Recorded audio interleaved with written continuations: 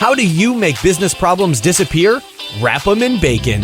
For business owners, marketing execs, and anyone trying to grow your business, pump your profits, and make more while doing less, welcome to Bacon Wrapped Business with Brad Costanzo.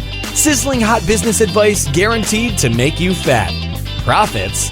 Every week our chefs will serve you proven recipes for ramping up your revenue. Now here's your host, Brad Costanzo.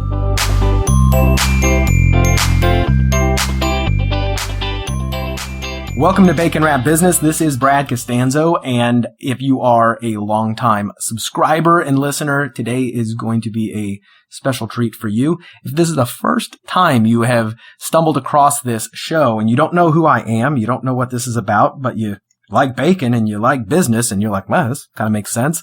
Well, welcome to the show. As I mentioned, I'm Brad Costanzo and I'm a serial entrepreneur, angel investor. I am a business and marketing consultant. I run my own business, is completely separate from the consulting that I do. And this is my platform to sit down with some of the most inspirational, high-achieving, peak-performing, successful entrepreneurs and pick their brains clean on how they did it, what makes them tick, what's working now, what's not.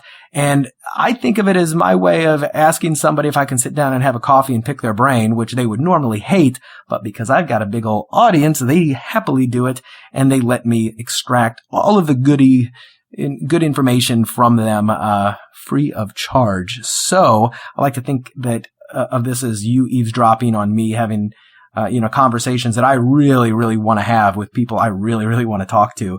And I think you're going to get that out of today's episode as well.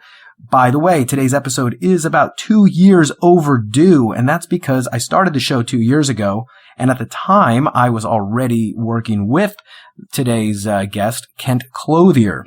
So Kent and I have been friends for, I guess about 3.5 years at the time of this recording, and he started off as a referral from my buddy Drew Canoli to work with Kent and help him.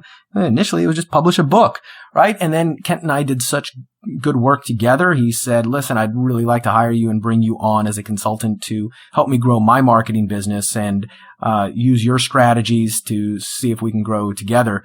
And I took him up on that, and it was one of the best things I've ever done, because not only did I get to be a part of a multi-million-dollar a year company and utilize marketing campaigns that helped him, grow tremendously, but I got to be a witness to an entrepreneur who is extremely inspirational and has, had major successes, major failures back down to zero, which he'll talk about, and then back up. And I have learned so much from him as a friend, as a mentor, as a friend-tor, that it's a real honor to bring him on the show to talk to you. And it's interesting, though, because I know so much about Kent, and anytime I am curious about something, I just pick up the phone and call him. But that being said, I try to ask him some questions that I didn't necessarily know, but get him to shed some light on really what it takes to be an entrepreneur who moves with intention and gets things done despite all their fears, despite any disadvantages or drawbacks they may have. And because I've already done the episode, I can tell you, man, it's going to be a really, really good one. A little bit about Kent. Kent's the founder and CEO of a company called Real Estate Worldwide, which is one of the fastest growing companies in the country. In fact, the Clothier family is the only family who has 4 companies on the list of the the Inc. 5000 list of fastest growing companies, all in real estate. But in case you think that Kent was born into a real estate family with a silver spoon, it's quite the opposite. In fact, he'll tell the story about starting off in the grocery business, making a fortune, losing it all, and coming back like wildfire in the real estate business. And it's been a dramatic rise, fall, and rise again. And he'll talk about some of the lessons he learned along the way, as well as some of the things that you can take away no matter what you're doing or what business you're in. The company, Real Estate Worldwide, is the premier top educational-based system for learning how to invest in real estate, as well as the #1 software platform for generating leads of buyers, sellers, and private lenders that's used by real estate investors all over the place. So Kent made a amazing transition from simply being a real estate investor to also being a software entrepreneur and then a coaching provider. So he's got his fingers in a lot of different pies. He's seen it all. He knows how to grow a business very big and do it the right way without, jeopardizing his reputation as one of those carnival barkers out there who's preaching get rich quick. You'll never hear things like that from Kent. In fact, he's going to tell you it's going to be a lot of hard work and that it's not always easy, but it's definitely worth it. I could go on for days about Kent and his qualifications, but I want to jump into the interview that you have asked to hear. So let's go ahead and bring Kent on the line right now. All right, Kent, you with me, buddy? I'm here, man. All right. Dude, this has been a long overdue podcast. Yeah, we have talked about this forever. Yeah. And it's kind of funny because we've worked together. We've been such good friends for, 3 years now. Almost 3 years now. And there's so much that we could talk about. And it was kind of funny because whenever I wanted to pick your brain, I could just walk into the other office or pick up the phone and talk to you. So it kind of makes doing a podcast where I extract the things that I don't know difficult. Exactly. But, exactly. As I mentioned in the introduction, you've had probably definitely more than any other, person, especially in my professional life, you've had a bigger impact on me personally and professionally than really anybody else. I was very fortunate to get to work with you and help serve you, and your business, but I was also very fortunate to get to work with you, and do things that a lot of people pay very, very big money to spend just a couple days with you and to see how you operate. And I got to see it firsthand. So just personally, I want to thank you very much for all of the business lessons, but also the personal lessons in friendship that you've given me over the past several years. And I definitely wouldn't be where I'm at without a lot of your guidance. So I want to appreciate you and acknowledge you for that. Oh, dude, I appreciate that. And the feeling is mutual, brother. As you know. Thank you. So for my audience, this should be pretty cool because it's very rare that I've ever pulled somebody on where I've got a deep, deep understanding of their background, their knowledge, and why the things that my guests can share can be so impactful. And instead of just talking about little micro tactics and sizzling hot little business ideas, whenever I think of you as like the true entrepreneur who makes big things happen, who takes big risks and jumps in. You always talk about moving with intention, to build, a real lasting impact. But before we dive into that, let's give people kind of a quick backstory on like kind of where you came from and the things you've kind of done. So they go, oh crap, this is somebody I really need to be listening to. So let me give you the 3-minute view here, right, or the 3-minute pitch here. So I started as an entrepreneur when I was 17. I came from a very entrepreneurial family. And so my dad and I started in a business of actually grocery wholesaling of all things, but not in the traditional sense that we were doing grocery wholesaling in kind of an off-market sense. What we were doing was, most people don't know that groceries, when you see a grocery item, that little UPC, the scan code, the barcode on every item you see, well, that little code represents a unique identifier for that product. And it is the same identifier everywhere in the world. Everywhere that product is sold, that same little 10-digit number it exists. And what's interesting about that, and why I even bring it up, is because although the number is the same, and although the product is the same, and although everything is the same, one thing that is considerably different from just one city to the next is how much the manufacturer actually sells the product for. And so, a case of Kraft mac and cheese, for instance, in Miami, Florida, Kraft General Foods may sell that product for $40. And the exact same item, no difference whatsoever, they may sell it in Denver, Colorado for $20. And anytime that happens, you are creating a very inefficient market. You're creating opportunity for guys like me. And at a very young age, like I said, 17 years old, we quickly figured out that we could go into one market, buy something, put it on a truck, and turn around and ship it into another market and sell it at below what they were paying from the manufacturer. And it was called Diverting. It was grocery wholesaling. And this little company we started in Memphis, Tennessee was doing, roughly by the time I was 23, was doing $50 million a year. By the time I was 28, was doing $800 million. By the time I was 30, I was running a $1.8 billion a year company. So no stress, no pressure. Yeah. And so, as a very, in my 20s, I had a very unique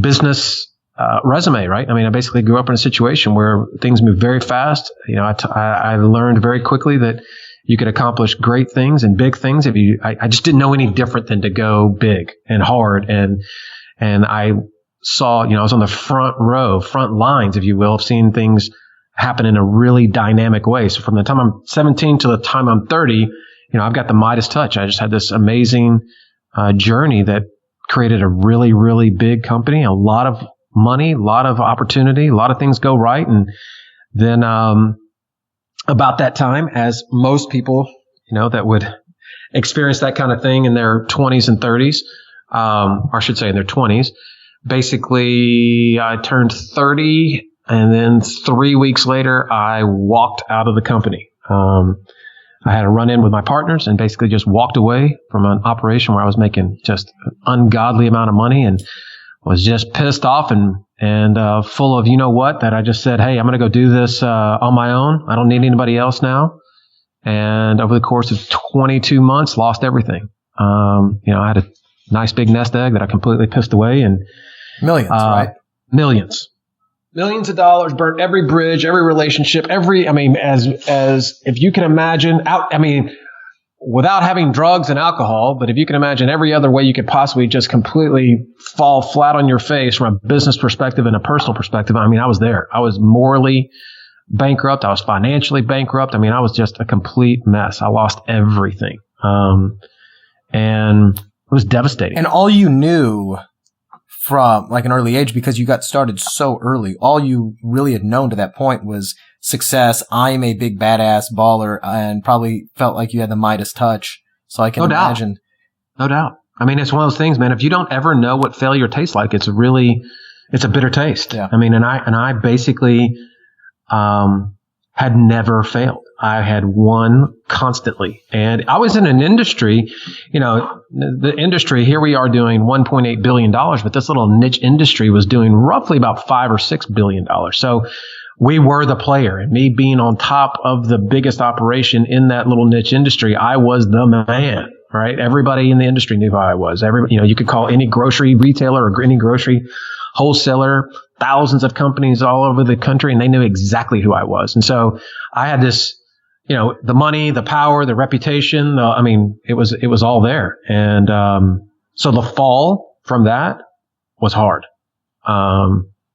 But it's exactly what I needed, man. Humble pie. I was the guy that needed it, because I was not humble in the slightest. I was completely cocky and full of shit. It just was what it was. It was. What? And so, man, so basically from that, I got, after I lost everything and tried to get back on my feet, my wife now, but my girlfriend at the time, basically saved my life and stepped in and said, hey, I know what you can do. Move in with me. Because I had to sell everything. Going through everything I went through, and basically making this bad business decision after bad business decision, trying to start another company. And that's turned when around. You discovered real estate investing soon after. And what I love about it is the fact that you took that same general model of operating, which is, okay, let's, in essence, wholesale groceries, find out what people are buying, and then just go fill the demand. And you started doing that with real estate investing, where people are fixing and flipping. But you, how did you get started on the real estate side? I ask, even though I know. Well, so most people have no idea. When they hear real estate, they think of just retail, right? It's basically what we see in the news every day. Housing markets are up, housing markets are down.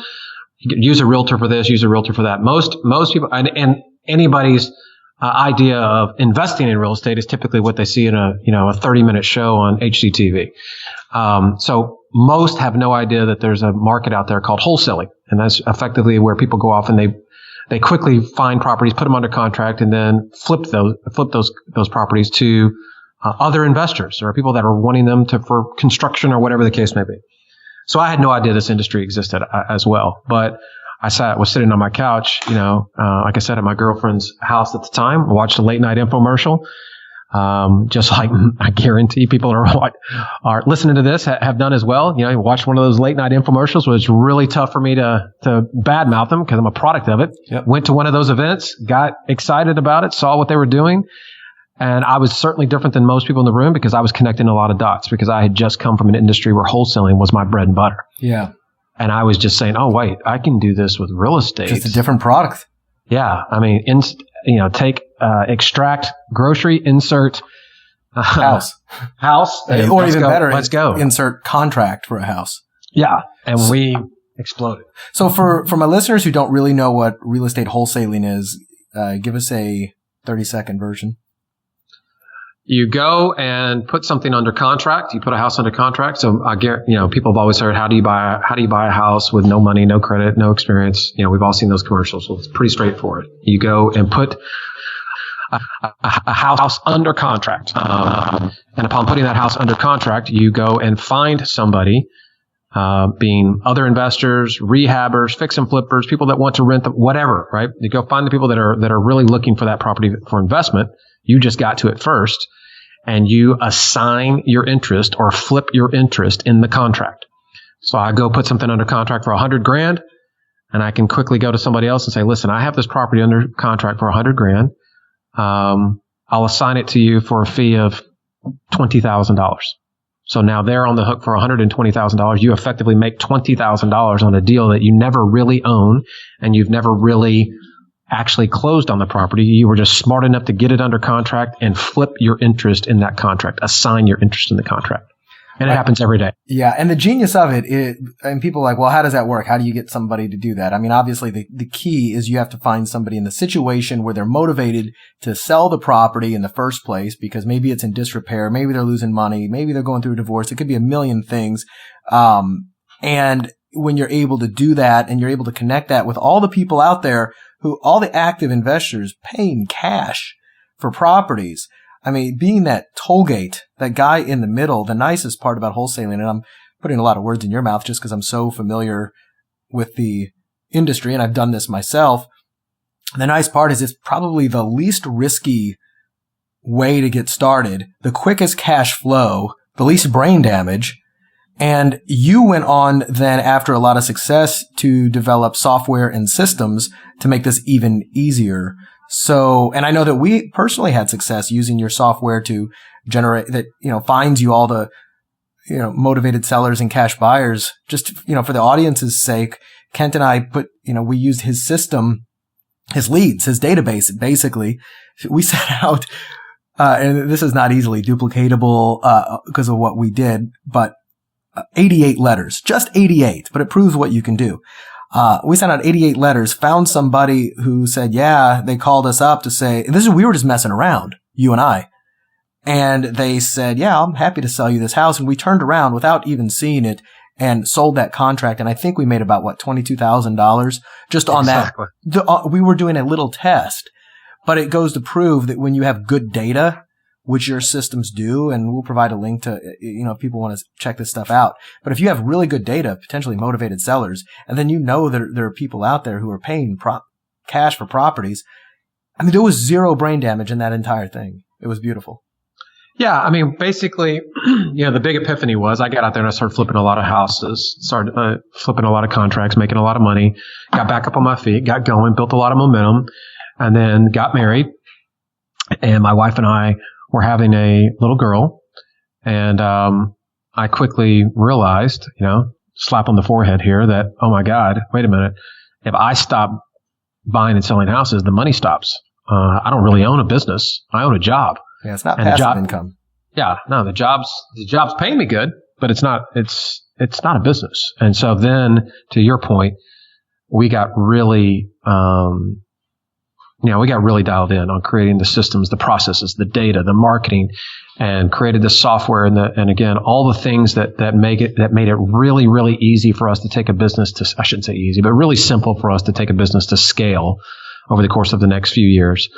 And when we did that, we got a lot of people's attention. I mean, we went to now we're a business that's flipping 50 houses a month, to this very day. And when you do that, a lot of people kind of raise their eyebrows like, man, I'd love to figure out what you're doing. And we kind of got drug into the information business, into the software business, into the education business. We weren't really looking to do any of those things. But, when you create systems and processes that make it easy for people, opportunities start to arise. And that's what happened for us. Yeah. And it's been a fun, crazy ride, and watching you be able to create, so many other success stories with really frustrated investors and people who have answered various infomercial calls and read the books and tried and failed different things. The power of having good data, good systems, and a simple process that just allows people to, take action and apply the result. I mean, I think that's also the difference when you said, hey, I was a product of the infomercial stuff. Infomercials, business opportunities, they get the worst name in the industry. Like, oh, it's one of those scammy infomercials. But it's not true. The difference is you took that information and you connected the dots and you moved forward with it. And would you say that that's probably the biggest problem of why more people aren't seeing success, whether it's with real estate, whether it's with business and entrepreneurship or anything else? What do you think is holding most people back from being able to get similar results? Well, I mean, let's be honest, right? There's just some people that have no business being in business. There's some people that don't understand how to hold themselves accountable. There's some people that don't. I mean, I would argue that the number one thing that will contribute to your success in business is what's going on between your ears, period. Right. If you don't have the right mentality, if you're not feeding your mind the right stuff, if you're not surrounding yourself with the right people, if you're not listening to the right podcast or reading the right books or taking the right trainings, none of it matters, right? I mean, fundamentally, the transaction part of anything in making money online or making money in real estate or fundamentally, those are just tactics. It's strategies. They're techniques. And none of them matter if mentally you're not prepared to do what it takes to see it through. And I think that's probably as big a thing as any. As I've been doing this now, I guess I'm now in my, 13th year, 14th year of doing this, that I can tell you the biggest shift that I see is that there's some people that come out of business or an opportunity, and it's, they quite literally, they expect to push a button and it's just going to start raining money, right? I mean, they truly believe they've got a lottery ticket in their hands and it's just super easy, and it's easy because everybody told me it was going to be easy. And that's just not true. I mean, it's just that simple. I mean, and this is hard work. And there's a difference between simple and easy. It can be a simple system that's not always easy to do. Yeah. I mean, a simple is, hey, this is a process. Go from step 1 to step 2 to step 3, just like putting a puzzle together. The process works. It is simple. You can follow it. And if you have the right drive, the right determination, you're feeding yourself the right, things mentally to keep you engaged and keep you in the game and not let yourself get distracted and go chase after the next shiny thing. You just stay on point and you follow the process, the simple process over and over and over and over. Chances are better than not, you're going to get the result. I think what people do is they approach stuff and they believe that it's on their timeline. And business just doesn't work like that. Business is about being relentless. Business is about being passionate and just saying, hey, I'm going to go for it. I'm going to do whatever it takes. Failure is just simply not an option. As you've heard me say, burn the boats. Mm-hmm. I'm just not going backwards. And when you have that approach, I think that's the key differentiator. And so you ask the question, why do some people get the results? And we're all going through the same process. We're all going through the same education. Why do some get it and some don't? Because I believe that probably 90% of the people that go into those situations don't have the foundation of what it takes to actually be successful, regardless of what they're doing. And that's why I'm so passionate about it, right? You've seen me talk about it. That's what I spend most of my time on. Yeah. It is true. It's like most of the coaching that you do, most of the instruction you do really does revolve around that mindset stuff. And the unfortunate part is that mindset stuff, it is always the most impactful to people, but it's the thing that they don't go into it wanting to learn. They want to know the tricks and tactics, as opposed to the mindset. Like, how do you get past that fear of starting or that fear of taking the next step? And how do you make that shift into, doing it when the times get hard? And that's the other part that I've noticed too, just as an entrepreneur and talking to a lot. It is really easy to start something. It's easy to get intoxicated by a new opportunity or a new method. But when you jump into it and you start it, and then you realize, yeah, okay, this actually takes work, effort. So there's going to be some sleepless nights and a lot of confusion and a lot of doubts. Am I doing the right thing? Is it ever going to work out?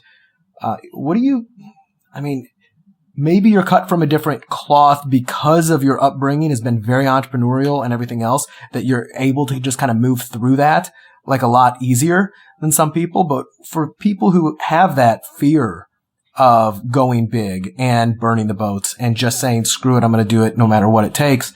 How do you get them over that shift? Or how do you get them to make that shift that says, all right, I'm in, I'll do what it takes? Well, I think I'm a big numbers guy. I think when you deal in a world of facts, right? And you've heard me say, hey, it's just math. When you get to the math, right? When you just get down to the simple, hard facts of situations, it's pretty difficult to deny. And so for me, you hear me talk about time all the time. For me, it's just very simple. At the end of the day, I have a very finite number of days left on this planet. And the more I face that reality, and the more I help people face that reality, the less, it becomes very hypocritical for somebody to say you want something and not be willing to take the actions to get it, right? When somebody sits there and says, yeah, I'll get to it someday, next month, next year, whatever. When you look somebody in the face and say, you understand that tomorrow, next week, next month, next year, none of that's promised. And you have an opportunity to do something now, in this moment, right now, in the next 5 minutes, next 30 minutes. The actions you take can have a direct impact on your future. When you get somebody to get in reality versus, having their head up in the clouds, like most people, it's just easier to ignore.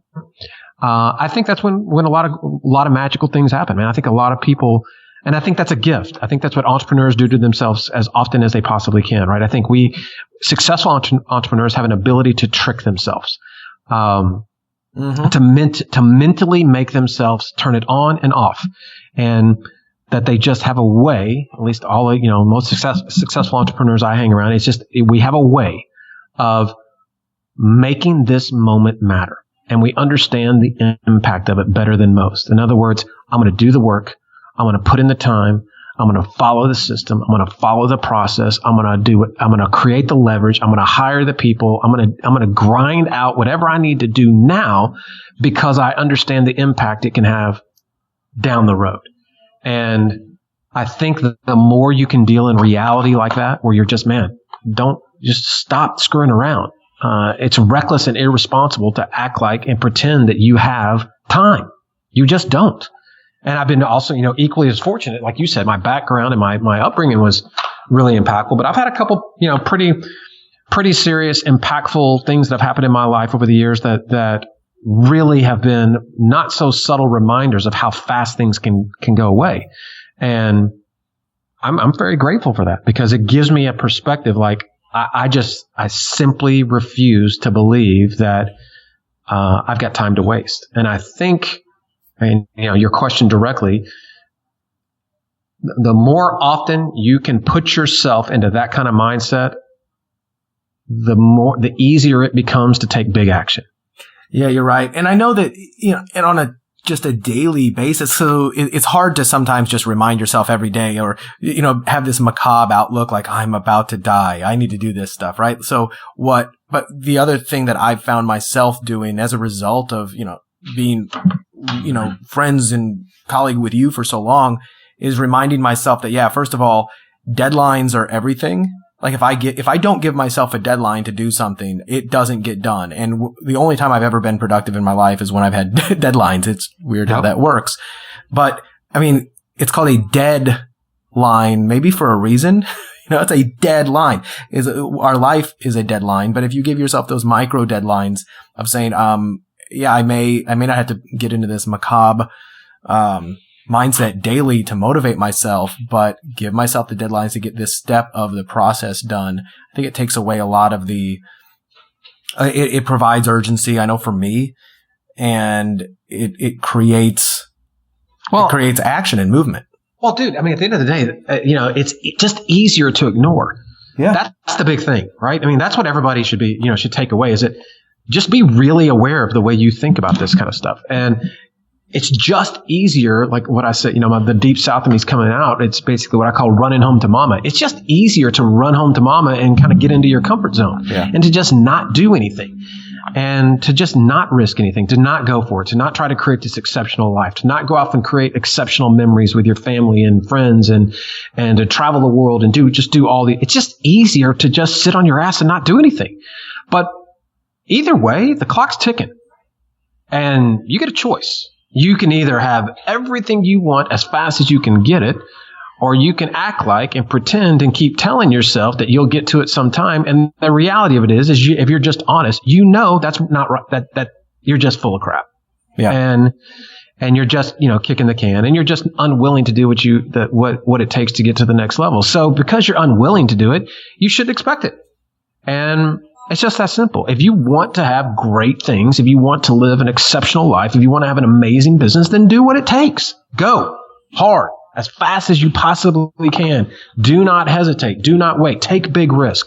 Be passionate about something. Be willing to lose it all in order to fight for your dream. Because if there's one thing I can assure you that it's worth losing it all for, it's fighting for your dream. Right. And when you kind of get into that mindset, I'm not talking about motivation, rah, inspiration. I'm just talking about literally flipping the switch where you're just in a hurry to have everything. Because you're promised nothing. And that, man, is a key, critical component, I know at least for me, has been in my success, in my journey, is that I'm just relentless when it comes to thinking about, man, I may have 10,000 days left, but I promise you 9,999 of them are going to be amazing if I have any, skin in the game. And that's just the way I think about it. Right. And I've noticed you're very good at identifying the things that are wasteful activities as opposed to either revenue generating activities or personally fulfilling activities, right? Like spending time with your family and your friends and then doing things that make money versus just doing things for shits and giggles and, let's be, candid about it, right? Money is great. Money buys freedom, buys time. I mean, I focus, as you know, a lot of attention on creating as much money as I can and turning around and buying moments and buying time and creating freedom for my family, right? So we have a lot of people that do a lot of things to support our business, a lot of things to support us personally, from the mundane things that need to be done around a household, mundane things that need to be done inside of a business, still need to be done. But if I can actually buy my own time back where I don't have to do them, to me, that's a great investment. And that's the way I view the world. That if I can pay somebody $15 to do something, but I get an hour of my time back. Well, the way I look at it is I just bought an hour of my time for $15. And as far as I'm concerned, that's a hell of a bargain.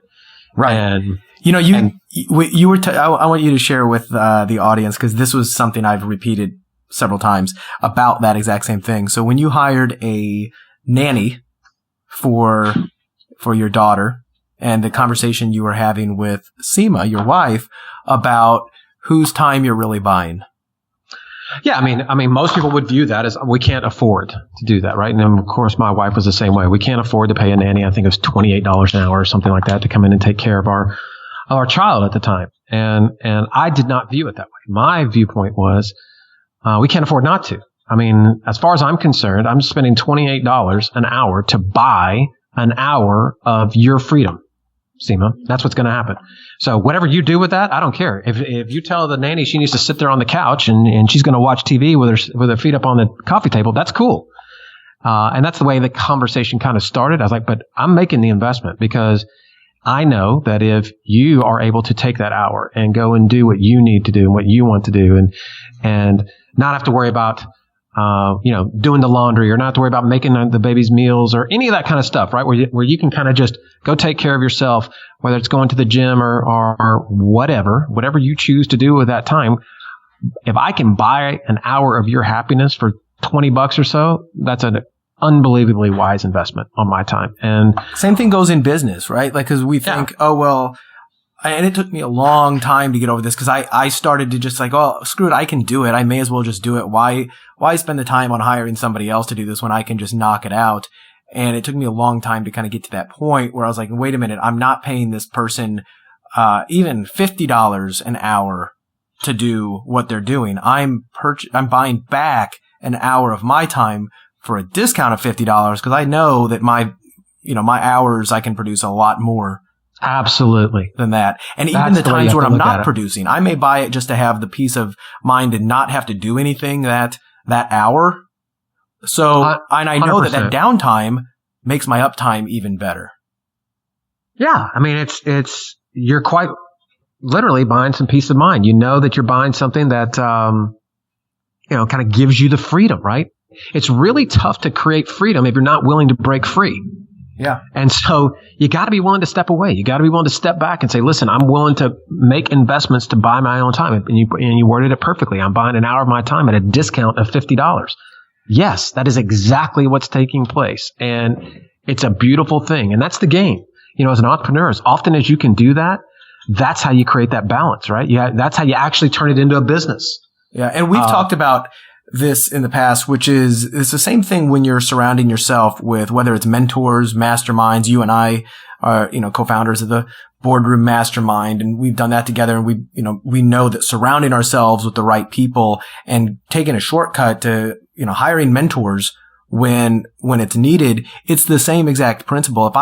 If I come to you and pay you $10,000 to spend a day with you to get everything I need to do from you, I'm not paying you $10,000. I'm buying my time. Like I'm taking a shortcut. I'm buying all the time that it would take me to figure that stuff out on my own. Right. You're buying roughly $100,000 worth of time, effort, energy, and brain damage for $10,000. Right. And it's a shortcut.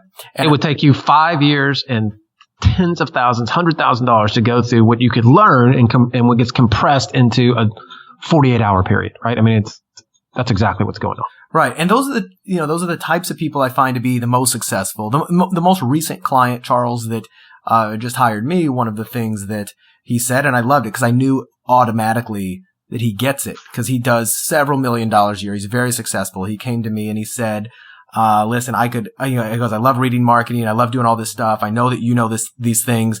I would much rather just cut in line, pay you to help me shortcut the entire process, because I don't have time to screw around with this. And it's that mindset that I know he took with me, that he's taken with, the rest of his life, that realizes that there are shortcuts out there.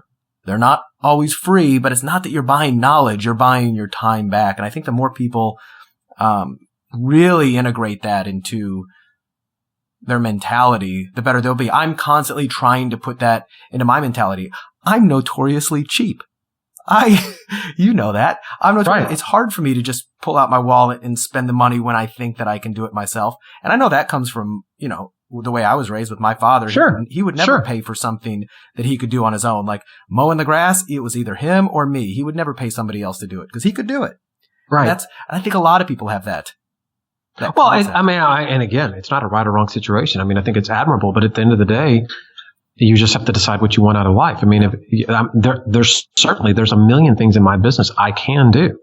I choose not to. What I'm a huge advocate of is options. Yeah. I'm not saying I don't do things. I mean, you know me. I love the marketing side of the business. I love getting in there. I love figuring out, mixing it up, how to do great things, how to engage our audience. That's what I live for right now, and how to coach people and bring them to the next level and open up their eyes and really show them what's possible. That's what I love doing.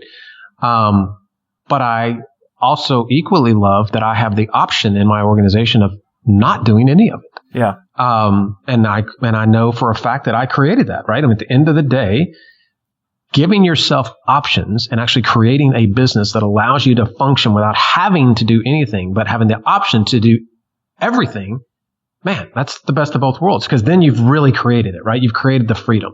You've created the situation where, man, if I want to walk away for a month, the cash register's still singing. Things are still happening. Everybody keeps going, right? And man, that's when things get really, really cool. Well, you're about to take a 2-week vacation you're leaving in a couple of days. Where are you going? Miami, Bahamas, New York? Yeah. And then, we're just kind of going to jump on a couple planes and go hang out a little bit and just take the girls around and chill out. And I have no doubt everything will keep going. Hell, I was working with some guys the last few days on a couple little masterminds here we're doing here. And I had my business partner, he's out on vacation, was at the USA soccer game the other night. And I mean, it's like we all, because of what we've created the situation where the team continues to roll, continues to function, even when we're off doing these other things. Some are with work, some with vacation, some are, soccer games, whatever.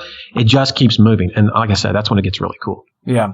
So I want to kind of digress. I just had this thought because this actually plays really well into this. And I mentioned your name on one of the most recent podcasts that I did with Mark Winters, and he is the co-author of the book Rocket Fuel, which you've read, yep. right? Yeah. Yep. So for anybody who hasn't read that book or listened to the previous episode with Mark, Rocket Fuel is a book about that super important relationship between the visionary, which is usually the founder of a business, and what Mark calls the integrator, oftentimes the operational person, the person who integrates all the visionary's ideas and executes and gets things done. And I think one of the reasons when you put the two together, it's like rocket fuel. So that's the name. And I believe I brought your name up because in the past, I don't know, year and a half or so, when you brought your best friend, lifelong friend, Jerry, to come in as your integrator and your person who, in essence, operates the company and allows you the freedom to do the visionary, the creative things while he takes care of the operations, the finance, the necessary evils of business, the spreadsheets. Right. Tell me about your experience in and I kind of know this, but in working with Jerry and finding that integrator who complements you, but is still opposite in a lot of ways, like how important that is as a entrepreneur. Oh, I think it's everything. I mean, I've had many business partners.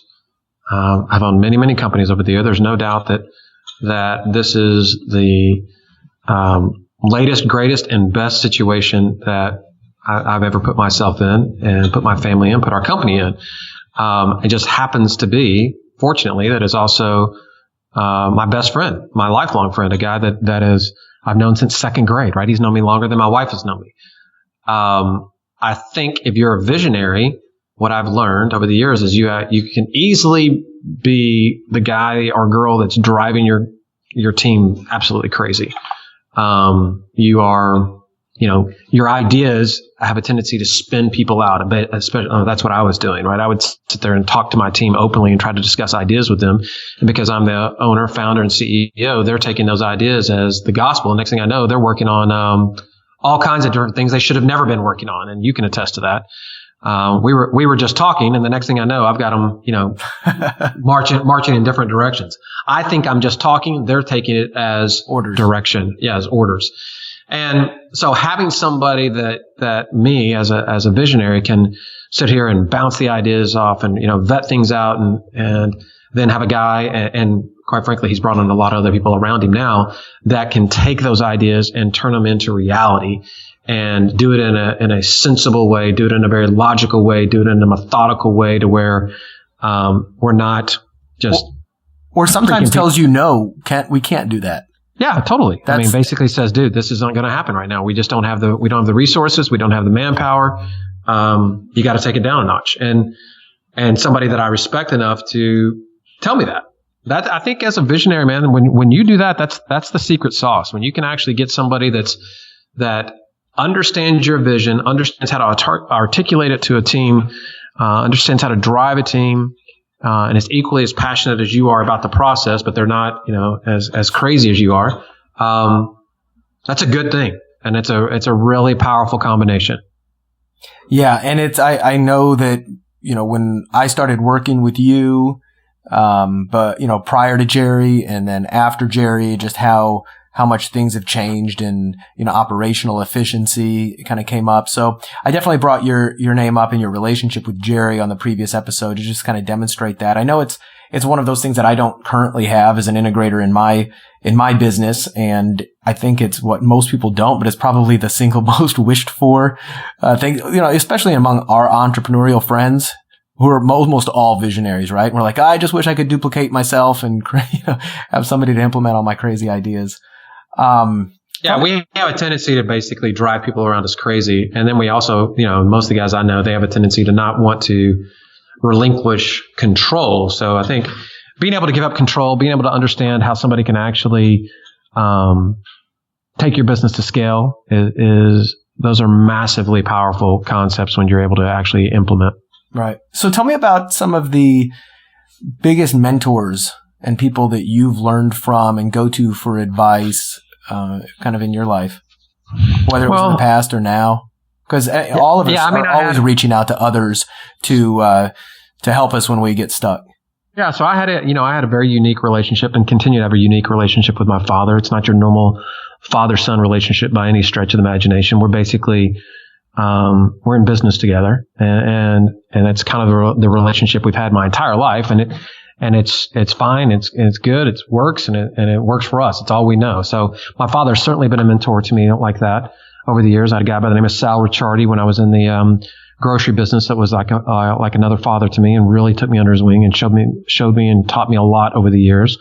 As I started moving into the real estate side of it, I kind of reached out and hired mentors through an education company that came in and helped me with that business. And then as I started taking a business to scale, I started working with some guys, some local or some national masterminds that really helped me. And some guys over there, Fortune Builders, that I've been friends with over the years, really kind of helped and were pivotal in my career. My business partners with Roland Frazier and Ryan Dice and Perry Belcher, those are all those are key guys in my world right now. Frank Kern, who is a very good friend of mine and has been a great sounding board and mentor for me as well. My network is constantly and consistently evolving. But I think I take a lot from a lot of people, and I try to give a lot as well. But there's a lot of people I pick up a lot of great information from and try to implement as fast as I possibly can. Yeah. What about some of the things you're trying to implement now? Like, tell me about some of the bigger visions. Real estate worldwide is growing rapidly, and there's always new things going on. What do you think the next 5 years looks like for you and your business? Well, we're really we're really growing our education side of our business. We've become the go-to from a software standpoint, and so we're trying to take that software and parlay it into really providing more services from a financing side of our business to our students, but also our education side. We're really escalating that and creating our Real Estate Worldwide Academy, which we're doing it in a very different way than is customary or standard in the industry today. We're really doing it where we're doing the ISD curriculum, instructional system design. We're kind of putting it together in a way with very much like a college course is put together. We brought some PhDs in that are helping us. We're going to go for our ACE accreditation, so American Council of Education. We're actually going to go for we're going to go for broke here and get our education where you can get college credit for it, which is something that is rarely, if not, ever done on this side of the coin. We're going to go for it. We believe in ourselves enough that we believe we can bring such value that we're going to do that. And so we're excited about that. We're excited about, again, our mastermind program, where we're continuing to surround ourselves with hundreds and hundreds of investors all over the country and taking a vested interest in their business and showing them, and surrounding them with people that can show them how to do big things. So the beauty of it is we deal in the real estate side of the business where whether it's good market, bad market, sideways, it doesn't really matter, right? There's always a market for what we're doing, and we're just really dedicated to becoming the gold standard in the industry. Yeah, would you say, you mentioned the market, depending on what it's doing, the nice part especially about wholesaling and real estate, it's like you said, there's almost always an opportunity no matter what's happening. If when times are actually pretty good, like, arguably right now, there's no major financial crisis going on yet. There's probably a lot of buyers out there and a lot of demand for these houses. And when things get really ugly, like back in 2008 and 2009, there becomes a lot more sellers. So, whenever you've got either a big supply or a big demand, there's always opportunity. Wouldn't you say that? So it's almost insulated from a lot of the market ups and downs. Yeah. When you're in this side of the market, man, when you're an investor, basically you're investing in crisis real estate. It's that simple, right? And there's never a shortage of crisis in any economy, whether it's divorce, death, foreclosure, bankruptcy. Somebody's behind on their bills. Somebody's, facing foreclosure. They've got unwanted rental property. They just inherited a property. All these situations happen every single day, regardless, right? Nobody stops going through those situations because it's a good market or a bad market. Those happen every day. And for our particular business, that's kind of where we focus on. We are the company and the industry that is there to step in and relieve people in those situations, right? We come in and, provide a solution quickly to them, get them out of a difficult situation fast, and then turn it into a business where we can quickly liquidate the house so everybody wins. Right. I love that. All right, Kent. So now is the time where we flip the script, and I like to help the guest on the show figure out anything that you're trying to accomplish now, if there's any resources you're looking for, if there's any nuts you're trying to crack and not quite sure where to find it, whether it's people, skill sets, really anything. Now is your time to ask us for help. Ask us for help. Well, I mean, we're always looking for people that are interested in learning how to buy and sell real estate or just buy real estate, right? So we basically have the ability to help two very specific types of people out there. People that are interested in, they got a little bit of intrigue. They're interested in learning how to buy and sell real estate and actually turn it into a job, a business, income, whether that's part-time or even full-time. Anybody that's interested in that kind of stuff, we're always looking for great candidates for our business for that. And equally, on the other side, we can help people that are just looking to do it in a very passive way. Our investing business that I mentioned is doing 50 or 60 properties a month now, is always looking for good clients that are, want to kind of take the hands-off approach. They just want to build a portfolio of rental income properties and don't want to do anything, don't want to touch it, don't want to go and collect rent, don't want to, basically wants, a professional team to manage that entire process for them. We currently manage 3,500 rental properties, single-family homes all over the country. They're in Dallas and Houston and Memphis. For roughly about 1,500 investors all over the world. So yeah, we didn't really. I mentioned that in the introduction, but we didn't really cover that, and I don't want to go too far into it. But that's you're the only family, as far as we know, right? Who's got 4 businesses? Is it on the Inc. 5000? Right, exactly. Right, all serving real estate investors in the real estate industry, and for all those folks, like you said, who. The active side of wholesaling sounds like, it sounds really awesome, but also sounds like a lot of work. Yeah. I mean, we serve two very different type of clientele, right? The active person that's, man, I want to get in there. I want to figure this out. I really want to, I'm tired of my 9 to 5. I want to go and do this. I mean, we got you covered A to Z, right? There's nobody better at showing somebody how to do that than we are. Equally, in our actual core investing business, we really focus all our attention on creating a passive environment for that core clientele. So, like you said, I mean, it doesn't really matter where you're coming from. There's a lot of people that fall into both those categories, whichever way you're approaching it, or if you just want to figure out, what some of all this information is about. We're always looking to help people take it to the next step, the next level, next natural level in their progression on real estate. Yeah, that's awesome. So, obviously, people who want to learn, people who are interested in investing. What else out there? I mean, I know one of the keys to your success has always been surrounding yourself with people who can help really pull levers in your business and give you the shortcuts, like we mentioned. Is there anybody else out there that you would absolutely love to connect with, whether it's somebody to maybe a speaker for one of your events, because I know that you do a lot of great events, whether it's, anybody who has any specialized business or marketing knowledge that could help fill a hole in your business? Is there Well, I can tell you that if you're a good online marketer or you're a good sales associate, somebody that truly enjoys bringing value to people and loves to stand behind a product and loves to get on the phone and help people to reach their goals, in either one of those scenarios, we want to talk to anybody and everybody we possibly can. We love the team we have, and we love continuing to build that team with people that just make us better. And those are two areas that help us with our reach, right? We have a lot of people that come at us, and being able to provide them that one-on-one service and get somebody on the phone with them and help them kind of open doors.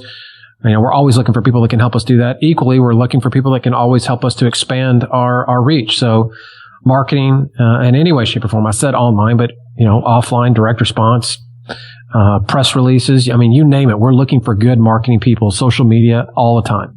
Right. Well, and I can attest from firsthand knowledge about just what kind of a culture that you've created at Real Estate Worldwide, how amazing it is to work there, how much you foster the entrepreneurial spirit and personal development with your employees and partners and everybody else. So I just highly recommend, if anybody out there listening has any interest in that, don't hesitate to take Kent up on that invitation.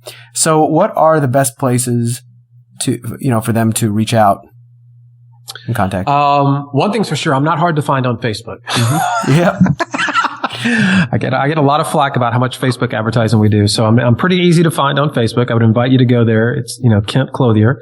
Or you can just go to kentclothier.com or just go to reww.com. Those are three places where, again, I'm pretty easy to reach out to and begin the conversation. Awesome. Well, man, as I said, this has been a long time coming in the podcast. And I'm actually glad that, if anything else, instead of starting off the show with you when I didn't have many listeners, I'm glad that I can bring you on when I've got a much bigger listener base and, more people can really benefit from, the things you have to share. And for those of you who've listened to this and it's really resonated, what I'm hoping that you're taking away from it, which is what I've taken away from, my relationship with Kent here, is that it really is about the space in between your ears, which is what determines your success. It's not the mechanics. Any monkey can pull a lever in a business and set up the little mechanics, but it really takes kind of a different mindset in order to make it happen and to weather those storms and actually just pull the trigger and go, even when you're scared, even when you don't know how it's going to work out, even when you're worried that you might lose some money or God forbid fail at something. I think you've heard from Kent's story about how the mindset and is so important, and it's top of his mind. It's top of mind when he's teaching students, when he's working with clients, when he's working with partners. I can tell you the one thing that I've always partially admired and then partially got mowed over with is when Kent wants to move. Dude, you just go. It's like, get on board or get out the way, Jack. Yeah, we're going, baby, right? Yeah, absolutely. Now, you've also, by the way, in the very near future, by the time this launches, you may have your own podcast up. Is that right? People can start to tune in? Correct. Yeah. I'll link to that in the show notes. Absolutely. Cool. So if you like the things Kent talks about, you can obviously check him out on his upcoming iTunes shows. And he's always on Facebook Live because he likes to talk. So you can go tune in there and follow him on the Snap. What are you on Snapchat? Kent Clothier. Man, I'm not hard to find. No, I'm not hard to find. I'm out there. Cool. Well, bud, this has been a blast, and I look forward to sharing it with the world. And I wish you a great vacation here coming up, and connecting when you get back. Thanks, brother. I appreciate it. Thanks for having me on. All right, man. Appreciate you. All right, guys, if you've enjoyed the show, let me know. Send an email to askbrad@baconwrappedbusiness.com and tell me how amazing I am and how okay Kent is too. Actually, if you want, I've been doing this recently. I've been asking for book recommendations from my crowd here, and people have been writing in with awesome book recommendations. I'm trying to think what the last one was. I was trying to pull it up. I should have been a little bit more, prepared here, but I'm a voracious reader. So I'm always asking people to reach out and give me new books to read. And if you have a book that's really inspired you, that has been like really cool or really insightful, just shoot that over to askbrad@baconwrapbusiness.com. I'll read it. And if I remember, I'll mention it on the air. But if you are also in a position where you do own a business and you're stuck and just either, profits have plateaued, you're not exactly sure what to do. There's a lot of marketing strategies and business growth strategies out there. And that's maybe the problem, is there's too many and you're a little overwhelmed going, this all sounds good. I don't have enough hands to do them all. And I don't know which one will actually generate revenue and which one's just, not right for me. Send me an email, askbrad@baconwrapbusiness.com, and I will take a look at it and we will jump on the phone. And if it is something that I can help you out with, I will do that. And we will see if there's an opportunity for you to just kind of plug that hole and move on. Or maybe there's a potential to work together, partner up, and see if we can do something together. If so, once more, askbrad@baconwrappedbusiness.com. Until next time, guys, Kent, thanks a lot, buddy. And you and I will talk real soon. To everybody else, thanks for sharing the show, reviewing it,